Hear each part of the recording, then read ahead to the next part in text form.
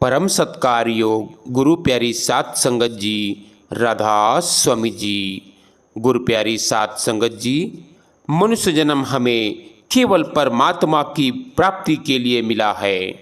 यह एक ऐसा दरवाज़ा है जो परमात्मा ने इस जड़ संसार के विशाल जेल खाने से बाहर निकलने के लिए बनाया है। पर हम सांसारिक कार्यों तथा विषय विकारों भोगों में इतना फंस जाते हैं कि इस देह में आने का असल मकसद पूरी तरह भूल जाते हैं और अंत में काल का शिकार हो जाते हैं। हम छाया के पीछे भागते हैं और सार वस्तु को खो बैठते हैं। इस जीवन में गुरु का मिलना अपूर्व बात है, क्योंकि गुरु के मिलने के बाद जन्म और मरण के चक्कर में फिर वापस नहीं आना होगा। आंतरिक गुरु सदा आपके साथ है। जब आप सतगुरु के नूरी स्वरूप से संपर्क स्थापित कर लेंगे, तब आपको गुरु हर जगह मिलेंगे और आपका मन इतना शक्तिशाली हो जाएगा कि दूसरों की कमियों को देखकर दोषी ठहराना आपके लिए असंभव हो जाएगा।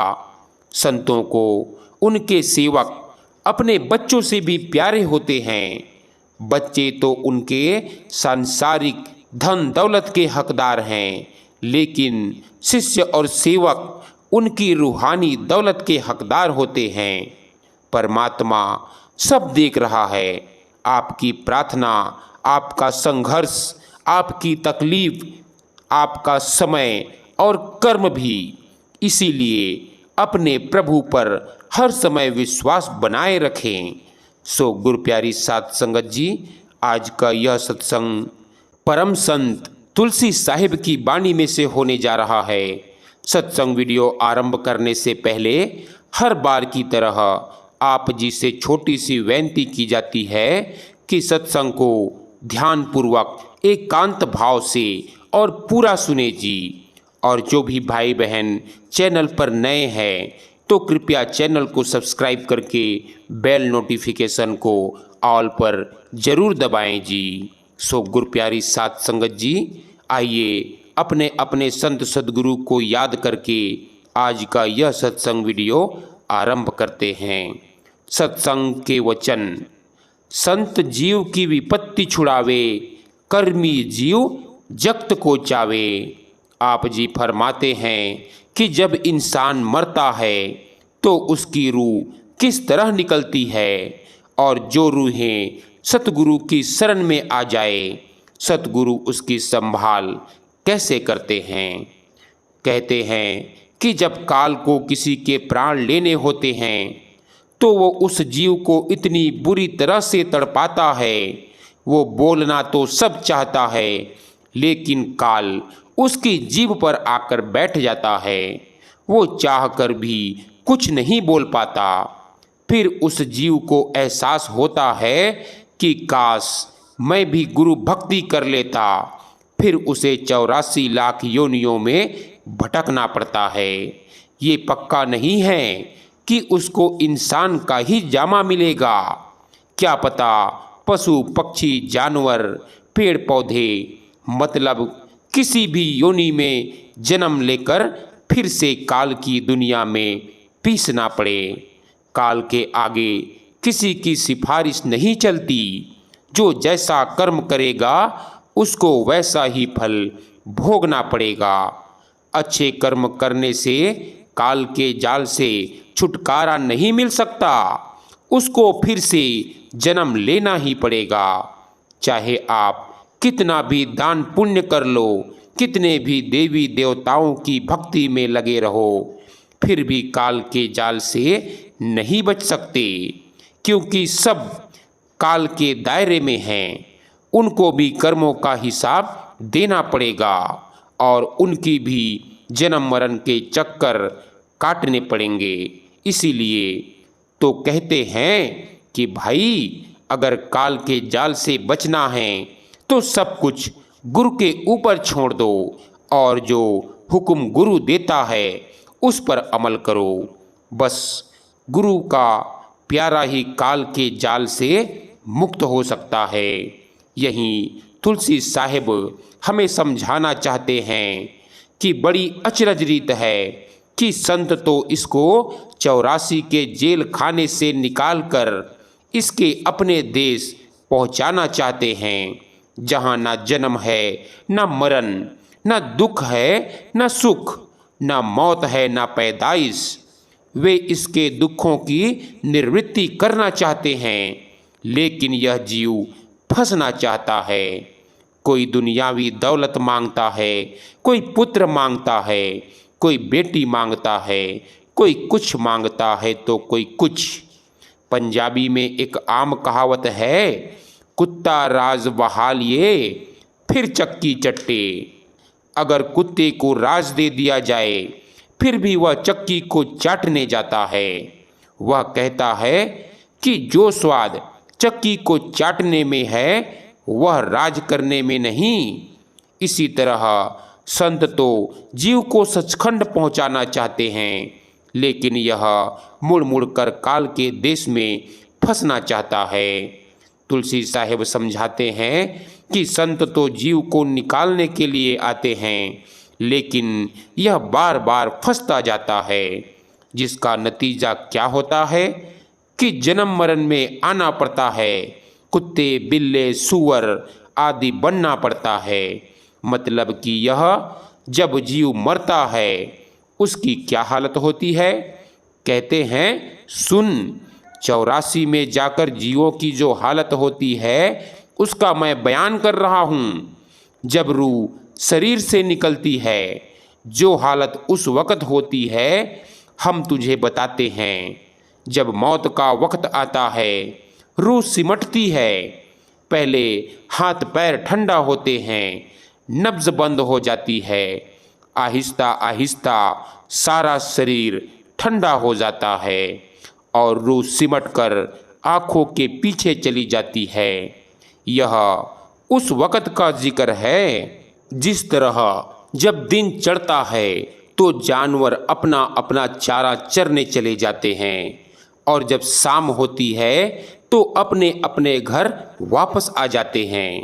इसी तरह जब मौत आती है तो आत्मा शरीर को नीचे से खाली करना शुरू कर देती है। अभी प्राण और श्वास मिले हुए हैं, जब मौत आती है तो अलग हो जाते हैं। जो प्राणों की किरण और जीवात्मा है वे कहाँ जाएंगे, यह आगे बयान करते हैं। कहते हैं ये 10वीं गली से होकर 10वें द्वार ब्रह्म में जाकर समाना चाहते हैं, क्योंकि इस त्रिलोकी का मालिक काल या ब्रह्म है। यह मन उसका अंश है और प्राण भी उसी का अंश है, परंतु जीवात्मा सत्पुरुष की अंश है। प्राण चिदाकाश से आगे नहीं जा सकते, चाहे रास्ता वही है।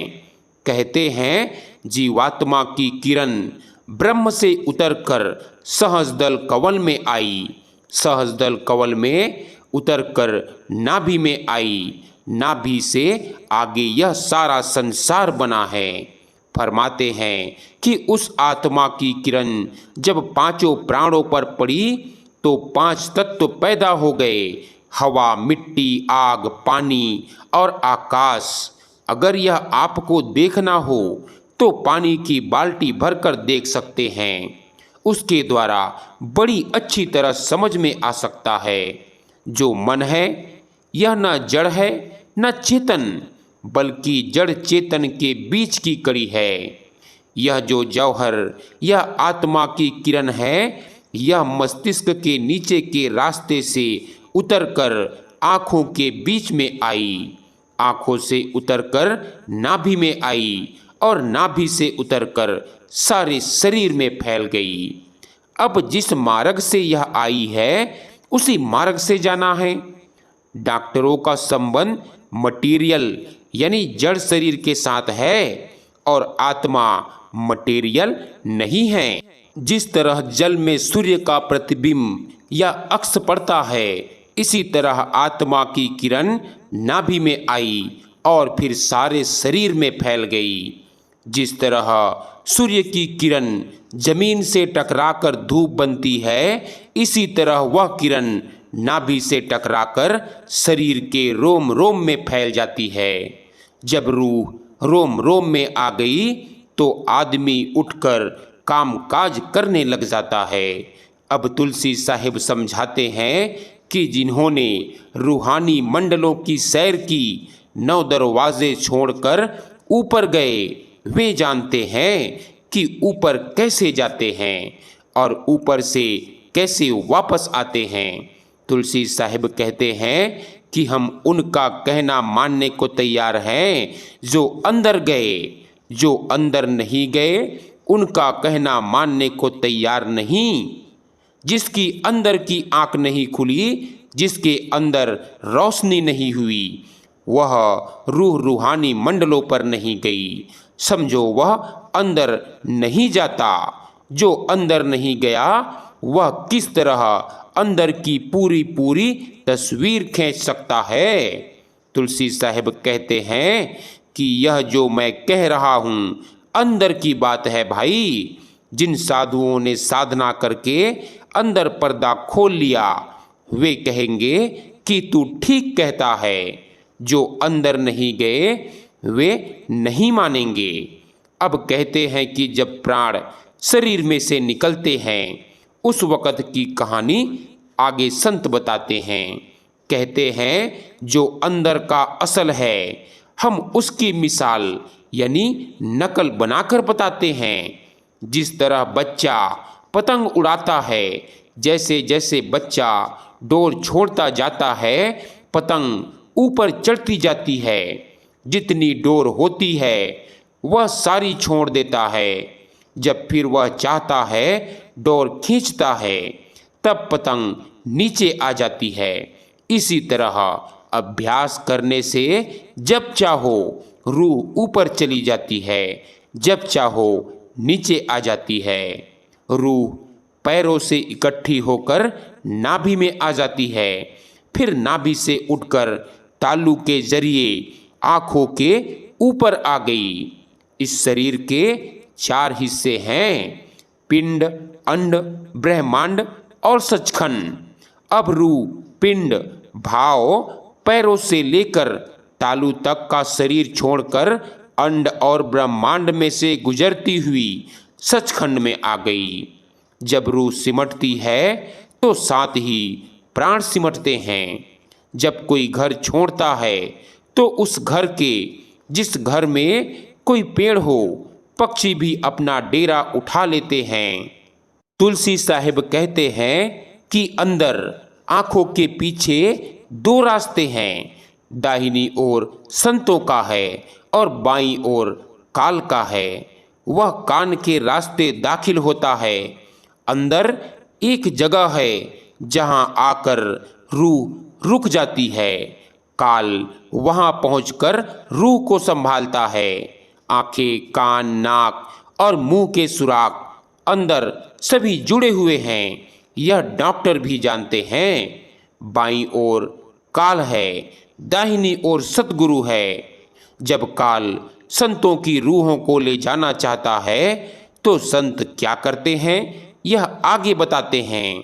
कहते हैं जब काल चाहता है कि उसको मैं संभालूं तो संत जो दाहिनी ओर बैठे होते हैं वे फौरन आकर उसे संभाल लेते हैं, काल को नहीं लेने देते। अब तो स्वामी जी महाराज की दया है कि 5-5 दिन, 10-10 दिन, 20-20 दिन, बल्कि महीना महीना पहले सत्संगी को खबर हो जाती है कि मुझे जाना है। लेकिन इसमें यह जरूरी है कि उसकी मौत के समय कोई गैर सत्संगी पास ना हो। अगर कोई गैर सत्संगी पास में है तो वह चुपचाप जाएगा। जो सत्संगी चुपचाप जाता है सद्गुरु उसकी रूह को अंड में जाकर संभाल लेते हैं, काल को नहीं लेने देते। अगर बाहर नहीं संभालते तो अंदर जरूर संभालते हैं। जिस तरह किसी जंगल में कोई डाकू किसी मुसाफिर का कत्ल करना चाहे और उस वक़्त कोई सूरमा पहुंच जाए तो उस मुसाफिर को कितनी खुशी होती है। इसी तरह जिस वक़्त काल रूह को पकड़ने लगता है, वह सतगुरु का ध्यान करती है, उसी वक़्त सतगुरु जाकर उसे संभाल लेते हैं। अगर नाम लिया है मगर ना सतगुरु के साथ प्रेम है, ना कभी नाम जपा है, बल्कि सतगुरु के विरुद्ध हो गया है, चोरी, ठगी, दुराचार आदि करता है, चाहे वह सतगुरु को भी भूल गया है, लेकिन सतगुरु फिर भी संभालता है। एक सत्संगी कहता है, हुजूर, अगर कोई लड़ाई के समय भजन पर बैठा हुआ है, कोई गोला लग गया, मौत हो गई, क्या उसकी फिर भी संभाल होगी? महाराज जी कहते हैं, जरूर होगी, कोई फिक्र ना करो। अब तुलसी साहिब कहते हैं, जिन्होंने सतगुरु से प्रेम प्यार किया है, जीते जी भजन अभ्यास किया है, काल उनके पास तक नहीं आता, डरता है और दूर रहता है। अब काल तो अपने स्टेशन पर बैठा है, मगर चूंकि वह संतों का जीव था, इसीलिए काल का कोई जोर नहीं चला। संत अपनी रूह में उसकी रूह को लपेट कर ले जाते हैं। जब रूह ने सतगुरु का पल्ला मजबूती के साथ पकड़ लिया, तो काल खाली हाथ लौट गया। कर्म और काल दोनों संतों के सामने कुछ नहीं कर सकते। अब तुलसी साहिब कहते हैं, जिनका सतगुरु के साथ प्यार है, जो ऊंचे चरित्र वाले हैं और भजन सुमिरन करते हैं, यह उनकी कहानी है। यह बात तो आम मशहूर है और हमारे वेद शास्त्र भी कहते हैं, जहाँ आशा तहाँ बासा। अगर सतगुरु के साथ प्यार है तो मौत के वक़्त सतगुरु साथ जाएगा। अगर बेटे बेटियों से प्यार है तो बेटे बेटियों में जाएगा। जहाँ जिसका प्यार है वह मरकर वहीं जाएगा। कहते हैं, इधर बाईं तरफ काल मालिक है, उधर दाईं तरफ सतगुरु मालिक है। जो जो अंदर गए वे इस भेद को समझेंगे। तुलसी साहिब कहते हैं, सूरत को बीच में से होकर जाना है, न बाएं न दाएं। अष्टदल कमल में जाकर फैसला होता है कि यह किसका जीव है। वहाँ दाईं तरफ सतगुरु खड़ा है, बाईं ओर काल खड़ा है। अब तुलसी साहिब कहते हैं कि संतों की कृपा से जीव अपने ठिकाने चला जाता है। यह मार्ग संतों का है। तुलसी साहिब कहते हैं, जैसा शिक्षक यानी टीचर उस्ताद सिखाता है, वैसा ही तालीब शिष्य विद्यार्थी सीखता है। अगर काल के दायरे का गुरु मिल गया तो काल ने संभाल लिया। अगर दयाल के देश का सदगुरु मिल गया तो दयाल ने संभाल लिया। अब तुलसी साहिब मिसाल देते हैं कि जिस तरह एक ऊंट के पीछे कई ऊंट होते हैं और सारबान एक ऊंट को पकड़कर सभी को मंजिले मकसूद तक ले जाता है, इसी प्रकार एक सद्गुरु आता है और करोड़ों जीवों को सचखंड ले जाता है। कहते हैं कि जिसका सतगुरु के साथ प्रेम प्यार भरोसा और यकीन है, वह मरकर सतगुरु के पास जाएगा, वह और कहीं नहीं जाता। तुलसी साहिब कहते हैं, काल किसी को नहीं छोड़ता। इससे बचने का अगर कोई इलाज है तो यही है जो हम बताते हैं। कहते हैं, योगी तपस्या कर कर के हड्डियों का ढेर हो गए, लेकिन काल ने खा लिया। बिना सद्गुरु काल से कोई नहीं बचा सकता। कहते हैं, बिना सद्गुरु मुक्ति नहीं, बिना सद्गुरु कोई ठिकाना नहीं, बिना सद्गुरु विवेक नहीं जागता। यह तो तुलसी साहिब ने समझाया है। अब प्रश्न करता है, हृदय कहता है कि हे सतगुर, आपने बयान किया है, वास्तव में सभी का यही उपदेश है। मैंने और कई संतों की वाणियाँ देखी है, वे भी यही कहते हैं जो आपने कहा है। कहता है जिनको नाम मिला है यह तो उनका हाल हुआ, मगर जिन्हें नाम नहीं मिला, जिन्हें सतगुरु नहीं मिला, वे किधर से होकर जाएंगे यह बताओ। कहते हैं आपने संतों का मार्ग बयान कर दिया है, मगर जो संतों के पास नहीं गए, कर्मकांडी हैं, जब तप में फंसे हुए हैं, वे काल के जीव हैं। उनका क्या हाल है? उनके प्राण किस तरह निकलते हैं? वे मरकर कहाँ जाते हैं? काल उन्हें किस तरह संभालता है? कहते हैं सारा संसार, कुल दुनिया की रूहें काल के हवाले है।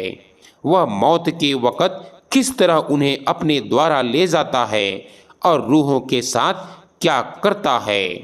काल रूहों को किधर ले जाता है और सारे संसार की रूहों को किस तरह खाता है। उसका शरीर में ठिकाना कहाँ है, वह किस तरह आता है और किस तरह आकर रूहों को निकालता है। कहते हैं हे सतगुरु, सारे संसार के जीवों को काल खाता है, कोई उससे बच नहीं सकता। हे सतगुरु, दुनिया को तो यह भी खबर नहीं कि हमारा मालिक कौन है। जो इनको खाता है ये उसकी पूजा करते हैं। इनको तो यह भी पता नहीं कि कहाँ से आए हैं, कैसे फंसे, कुछ भी मालूम नहीं।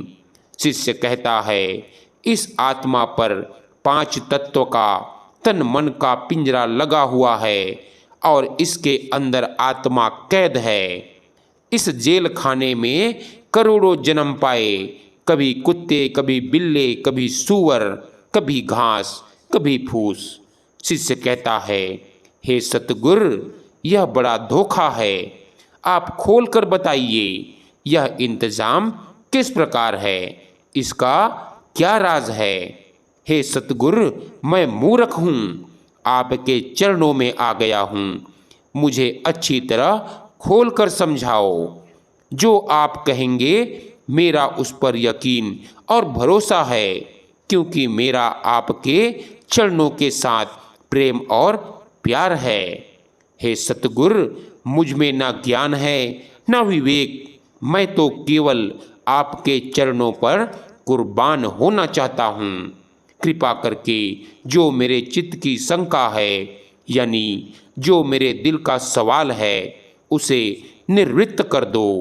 मेरे दिल में यह भ्रम है, संशय है, दुविधा है कि जीव इस जाल में फंसा क्यों, फिर इससे निकलने का मार्ग कौन सा है। काल लाखों फरेब, करोड़ों धोखे, बेशुमार दाव पेच दुनिया के जीवों के साथ करता है। कहता है कोई रूह काल से बच नहीं सकता, जहाँ भी जाकर छिपो वहीं काल खड़ा है, कोई जगह उससे खाली नहीं है। काल से ना पाताल में बचाव है, ना दुनिया में बचाव है और ना स्वर्गों में बचाव है। स्वर्गों की मियाद है, मियाद पूरी होने पर धक्के मार कर निकाल देते हैं कि जाओ, जहाँ जाओ काल है, काल से कहीं भी बचाव नहीं है। कहता है इन रोहों को बेशुमार युग हो गए, काल के जाल में दुख पा रही है, लेकिन इस जाल में से निकली नहीं। कहते हैं लोग इसके जाल में से निकलने के लिए अनेक उपाय करते हैं। कोई जप करता है, कोई तप करता है, कोई दान पुण्य करता है, कोई तालाब बनवाता है, कोई सराय बनवाता है, लेकिन काल इनको निकलने नहीं देता। निकलने का उपाय यानी मुक्ति केवल नाम में है, नाम इनके पास है नहीं। कहता है अगर कोई बादशाह अपनी प्रजा को लूटकर खाता हो तो प्रजा किसके पास जाए, उसके सिवाय और कोई था नहीं। कहता है यह काल बड़ा जबरदस्त है, जीवों को बहुत सताता है और दुख दे देकर खुश होता है। और क्या करता है आगे कहते हैं जिस तरह शिकारी जहाँ शिकार देखता है तलाश करके तीर मारता है और मार देता है। इसी तरह जहाँ जहाँ इसका जीव है उसको काल पकड़ लेता है। जिस तरह एक भेड़ों का बाड़ा हो, उसमें एक शेर घुस आए। अब शेर गरजता है, भेड़ें सहमी हुई खड़ी है, वह जिसको चाहे अपना शिकार बना ले। ठीक यही हाल काल और जीवों का है। अब तुलसी साहिब से शिष्य प्रश्न करता है कि हे सतगुरु, यह क्या चीज है? मेहरबानी करके पर्दा खोलकर बताओ कि यह क्या बात है। इस राज का निर्णय करके बताओ। इस गूढ़ भेद को कुंजी लगाकर खोल दो। यह काल मौत के समय जीव को कैसे घेरता है, कौन से रास्ते ले जाता है और फिर उसके साथ क्या करता है। तुलसी साहिब कहते हैं कि प्यारे, इन सब का जिक्र करने में तो काफ़ी समय लग जाएगा। अब सब कुछ कहकर आप जी प्यार से अंत में समझाते हुए कहते हैं कि हमें मनुष्य जन्म से लाभ उठाकर अपने शरीर रूपी घर के अंदर शब्द के साथ लिव जोड़कर परमात्मा से मिलाप कर लेना चाहिए। गुरु अर्जुन देव जी मनुष्य जन्म का महत्व बताते हुए कहते हैं कि प्यारे, अगर काल के जाल से बचना है तो मनुष्य जन्म का लाभ उठा ले। आप फरमाते हैं, कई जन्म भय कीट पतंगा, कई जन्म गज मीन कुरंगा, कई जन्म पंखी सर्प होयो, कई जन्म है वर मृग जोयो, मिल जगदीश मिलन की बरिया, चिरंकाल यह देह संजरिया। कि कई जन्म तुमने कीड़ों और पतंगों के पाए, कई जन्मों में तुम हाथी मछली और हिरन बने, कई जन्म पंखी और सर्प हुए और कई जन्म घोड़ों और बैलों के पाए। प्यारे, अब तुम्हें प्रभु से मिलाप का अवसर मिला है। बहुत लंबे समय के बाद यह मनुष्य का जन्म प्राप्त हुआ है। प्रभु का मिलाप प्राप्त करके इस मौके का फायदा उठाओ। कबीर साहिब भी मनुष्य चोले की महत्ता का वर्णन करते हैं। मनुष्य जन्म ही परमात्मा से मिलाप प्राप्त करने का अवसर है। आप फरमाते हैं, कबीर, मानस जन्म दुर्लभ है, होए न बारंबार, ज्यों बन फल पाके गिरे, भुई न लागे डार। सो गुरु प्यारी साध संगत जी, हमें भी चाहिए कि अगर काल से बचना है तो सब कुछ सतगुरु के ऊपर छोड़ दे और सतगुरु के उपदेश, उनके हुक्म का पालन करें। सतगुरु का क्या उपदेश है कि भाई शब्द की कमाई करो, नाम की कमाई करो, क्योंकि मालिक ने हमें यह मनुष्य का जामा इसीलिए दिया है कि हम हमेशा हमेशा के लिए काल के जाल से आज़ाद होकर अपना असली घर सचखंड पहुंच जाएं, मालिक से मिलाप कर सकें। सो गुरु प्यारी साध संगत जी, सतगुरु ने जो हमें तरीका बतलाया है, जो तरीका समझाया है, उस पर अमल करें, शब्द और नाम की कमाई करें, क्योंकि यही एक जरिया है भवसागर से पार होने का। गुरु प्यारी साध संगत जी, आज के सत्संग में बस इतना ही। दीजिए हमें इजाज़त। मिलते हैं एक नए सत्संग वीडियो के साथ। आप जी से एक छोटी सी विनती है कि सत्संग वीडियो को अपने सत्संगी भाई बहनों के साथ शेयर भी ज़रूर करें, ताकि उन्हें भी सत्संग वीडियो का पूरा लाभ प्राप्त हो सके। राधा स्वामी जी।